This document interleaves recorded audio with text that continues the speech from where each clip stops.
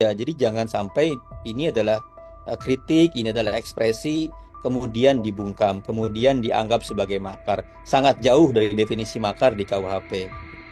Nah, pertanyaannya pemerintah kita ini pemerintahan hukum atau pemerintah otoriter? Dan kalau pemerintah hukum harus pemerintah santai, santai aja, biasa aja gitu. Jadi masyarakat juga bertanya, ini ada apa sih? Kok sepanik ini gitu?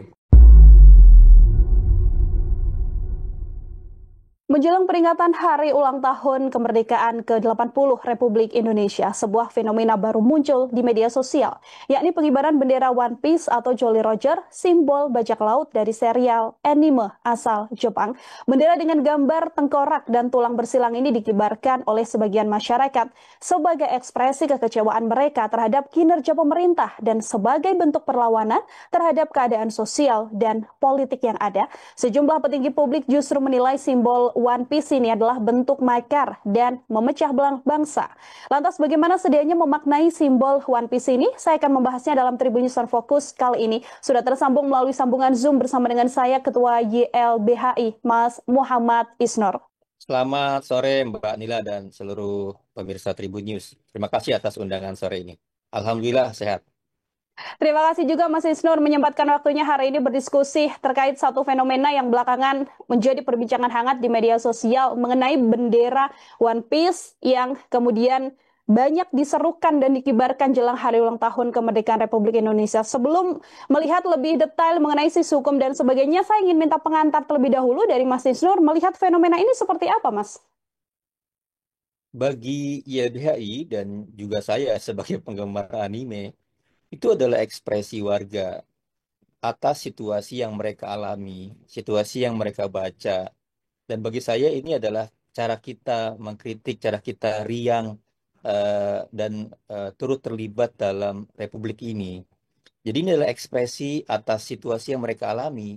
Dan dalam banyak hal kan ekspresi tertuang dalam banyak hal ya.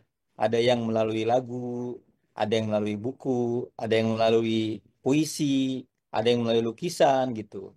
Jadi pernah misalnya ada kejadian yang lukisan mengkritik pemerintahan Jokowi di apa namanya Galeri Nasional. Ya. Ada yang menggambarkan misalnya melalui lagu Sukatani. Jadi banyak ragam orang berekspresi dan karakter Luffy, karakter Makigawa Crew di One Piece ini adalah mereka masyarakat yang kira-kira ya kritis terhadap kekuasaan di banyak wilayah di dalam komik dan filmnya itu dan tidak diam atas kejahatan, tidak diam atas penjajahan, tidak diam atas ketidakadilan dan mereka berpartisipasi untuk melawan itu semua gitu.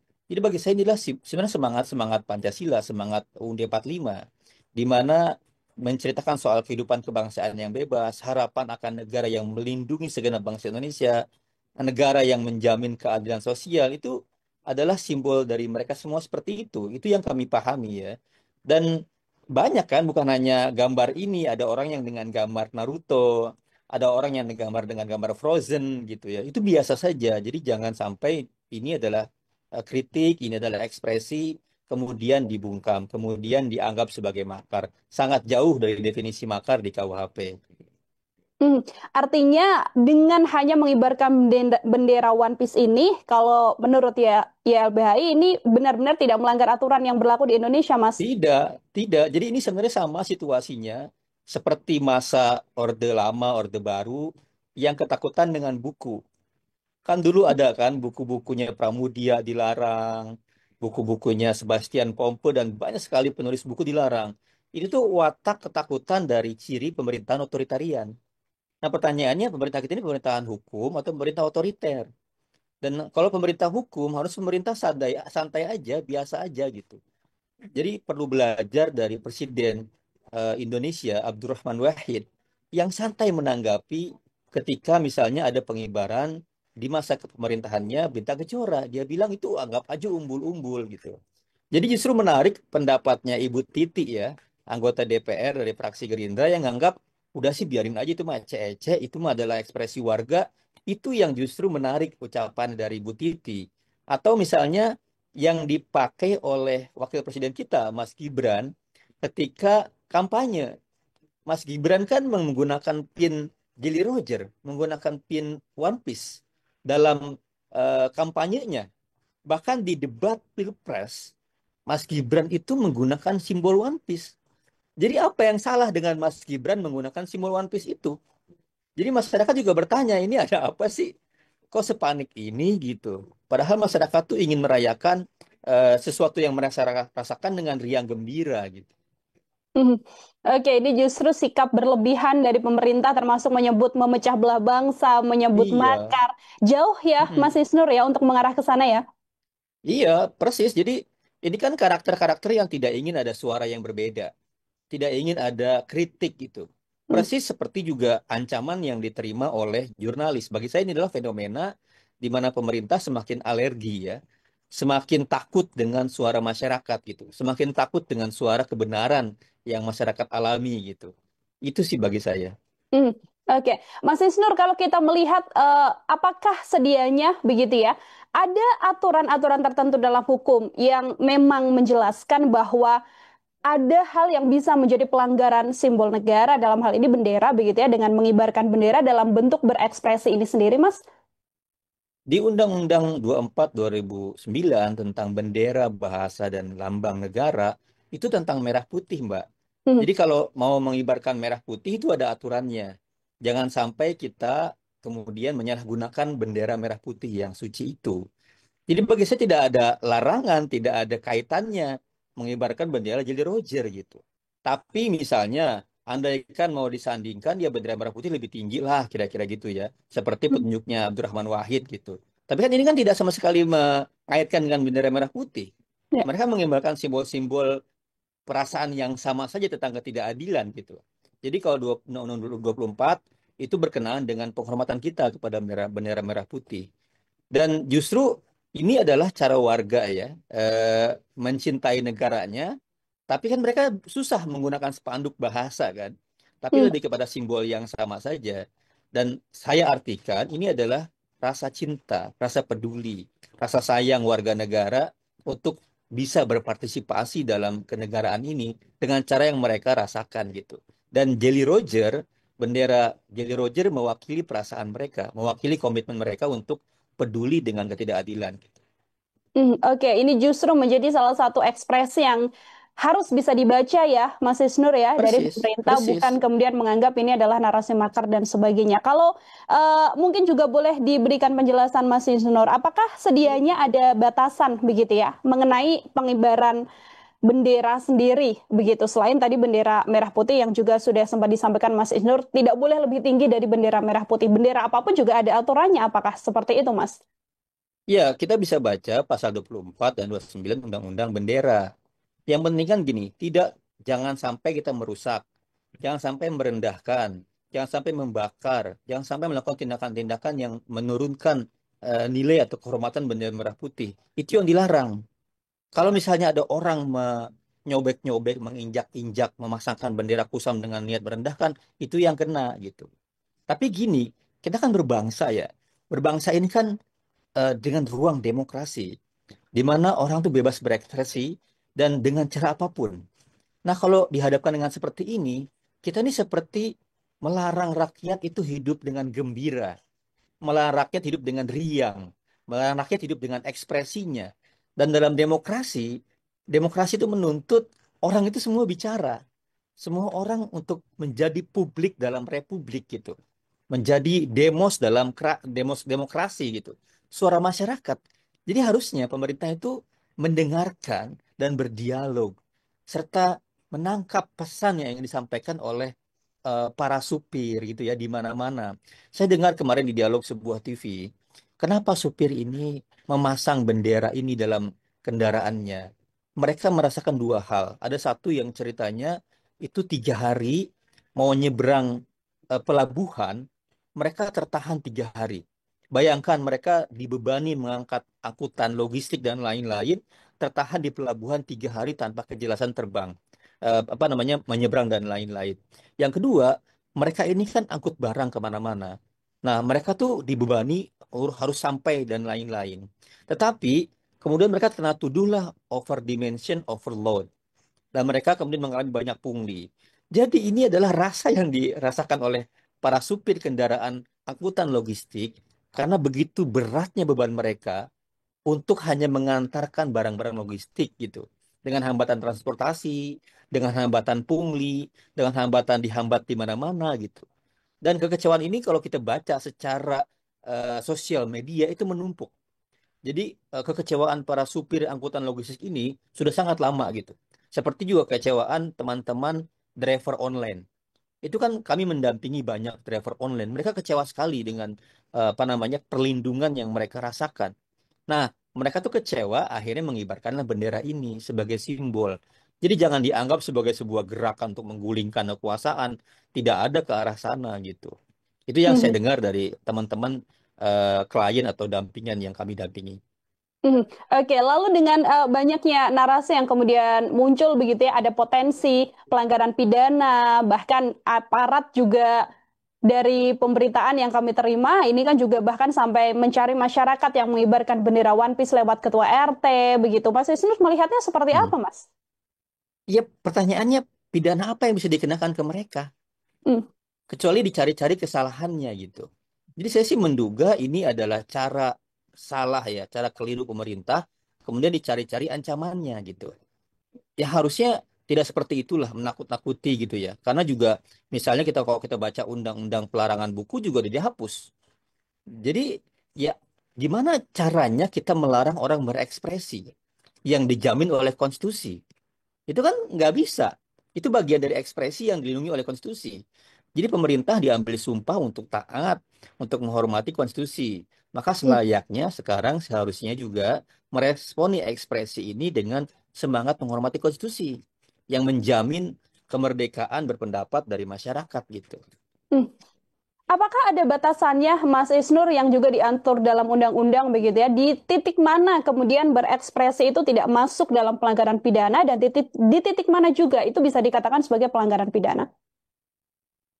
Titiknya adalah undang-undang, Mbak. Jadi kalau kita baca pasal 28 J ayat 2, dengan apakah hak asasi manusia itu bisa dibatasi? Dengan undang-undang. Dan pembatasannya harus dibuat undang-undang dalam masyarakat yang demokratis. Dengan alasan untuk melindungi hak asasi manusia orang lain, dengan alasan untuk menjamin kesehatan publik, keselamatan publik gitu. Harusnya itu. Maka kita harus bisa pakai indikator di undang-undang bendera bahasa. Yang dilarang apa sih? Kita bisa baca pasal 24. Misalnya ayat 24 ayat A dilarang merusak, merobek, menginjak-injak, membakar atau perbuatan lain yang dengan maksud menodai, menghina atau merendahkan kehormatan bendera negara. Nah, pertanyaannya ada nggak tindakan dari mengibarkan bendera itu untuk merendahkan atau menghina? Kan nggak ada. Apalagi memakai bendera negara untuk reklame atau iklan komersil. Kan nggak ada. Mengibarkan bendera yang rusak, robek, luntur, kusut, atau kusam. Nggak ada juga. Mencetak, menyulam, menulis huruf, angka, gambar, tanda lain dalam rencana atau bendera. Atau memakai bendera untuk langit-langit, atap, membungkus barang, tutup barang yang dapat menurunkan kehormatan. Itu kan larangan yang diatur di Undang-Undang Bendera. Hmm. Sama sekali nggak ada larangan di situ. Gitu loh. Jadi kita pakai saja standar undang-undang. Yang kemudian kalau kita kaitkan dengan kemerdekaan berpendapat berekspresi, Undang-Undang 1948 itu kan jelas juga. Itu bagian dari kemerdekaan berpendapat dan berekspresi. Ya, sekarang bendera Jolly Roger ya. Besok misalnya bendera Gatot Kaca gitu. Besok bendera gua dari burung hantu. Terus ketakutan lagi setiap hari negara atau pemerintah dengan simbol-simbol itu. Kan lucu banget, ya kan? Sama lah kayak misalnya dalam karnaval budaya. Karnaval budaya ada orang membawa misalnya apa namanya ondel-ondel gitu yang simbolnya adalah buto ijo misalnya atau bawa misalnya odong-odong atau ogoh-ogoh bawa apapun itu simbol dari rasa warga menghadapi sesuatu gitu Mbak. Oke, dan seluruhnya bagaimana kebebasan berekspresi ini juga diatur juga dan dilindungi dalam undang-undang ya, Mas Isnur? Sangat, sangat dilindungi, sangat dilindungi. Justru tindakan aparat yang berlebihan ini mengancam terpenuhinya, terhormatinya jaminan kebebasan berekspresi, berpendapat yang dijamin oleh undang-undang. Hmm. gitu. Kalau sampai nanti mungkin akan ada sanksi begitu ya terhadap mereka yang melayangkan bendera One Piece ini. Apakah ada tindakan yang mungkin bisa dilakukan juga secara hukum oleh masyarakat ini, Mas? Ya, pertama pemerintah tolong hentikan ancaman-ancaman ini, biarkan rakyat masyarakat itu bergembira, berekspresi, dan menyampaikan kritiknya. Yang kedua, hentikan pengancaman pidana. Karena apa pidana yang bisa diberlakukan kepada orang yang mengibarkan bendera? Bendera Jolly Roger, bendera ormas kedaerahan, ormas kebangsaan, ormas keagamaan. Itu kan orang bebas ngibarin bendera masing-masing, simbol masing-masing gitu ya. Jadi ya jangan takut ya. Yang kedua, kalau memang ada pemidanaan, tentu kantor-kantor LBH di bawah naungan YLBHI siap mendampingi, siap menemani teman-teman sepanjang tidak ada kesalahan lain ya yang dituduhkan kepada mereka gitu. Oke, ini banyak bantuan hukum yang kemudian bisa diberikan ya lewat Ya, beberapa sangat. dari YLBHI juga ketika memang sampai ada penindakan yang dilakukan oleh aparat. Terakhir dari saya, Mas Isnur, kalau mungkin bisa menyampaikan begitu ya, kira-kira solusi paling terbaik begitu kan, agar pemerintah juga redam, kemudian situasi ini tidak semakin digoreng dan semakin berkembang liar. Kalau dari Mas Isnur, silahkan sekaligus sebagai closing statement, Mas. Ya, solusinya adalah sebenarnya kita tuh marah dengan ketidakadilan, marah dengan korupsi, marah dengan pelanggaran hak asasi manusia, marah dengan nepotisme yang semakin merajalela. Harusnya pemerintah fokus saja mengurusi itu. Ya, misalnya ada menteri yang disebutkan namanya dalam persidangan di judi online, kok sama sekarang nggak ditangkap-tangkap juga, nggak diproses juga gitu. Jadi fokuslah pada perbaikan negara hukum, fokuslah pada pemberantasan korupsi, fokuslah pada pemberian keadilan, fokuslah pada jangan sampai menggusur warga di mana-mana. Sehingga apa? Sehingga masyarakat merasakan Pancasila itu, merasakan sila kelima tentang keadilan sosial. Sehingga masyarakat merasakan merah putih itu Pancasila itu hidup dalam keseharian, bukan hanya dalam kertas gitu. Dan yang kedua, hormati, hargai, lindungi ekspresi warga dengan berbagai cara. Hari ini warga mengekspresikan dengan bendera One Piece. Besok dengan bendera lainnya, dengan simbol lainnya, dengan cara lainnya. Itu semua adalah cara ekspresi kecintaan warga kepada negeri ini. Lindungi warga, jaga warga, berikan rasa yang kemudian dalam pembukaan konstitusi sebagai kehidupan kebangsaan yang bebas. Ya, mari bangun Indonesia dengan jaminan bahwa kita merasakan kemerdekaan seutuhnya, termasuk kemerdekaan dalam berekspresi. Itulah esensi dari Agustusan tahun ini.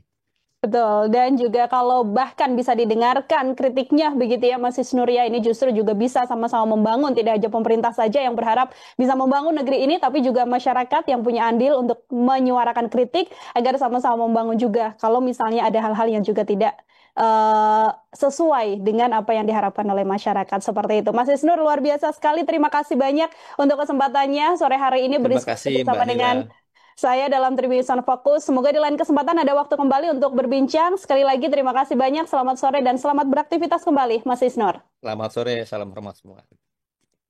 Ya, Tribuners, demikian obrolan saya bersama dengan Ketua YLBHI, Mas Isnur, dalam Tribun News on Fokus kali ini. Nantikan obrolan saya dengan sejumlah narasumber lain dan tema-tema lain hanya dalam Tribun News on Fokus. Saya Nila Irdah, pamit undur diri. Terima kasih banyak dan sampai jumpa. Download Tribun X sekarang. Menghadirkan lokal menjadi Indonesia.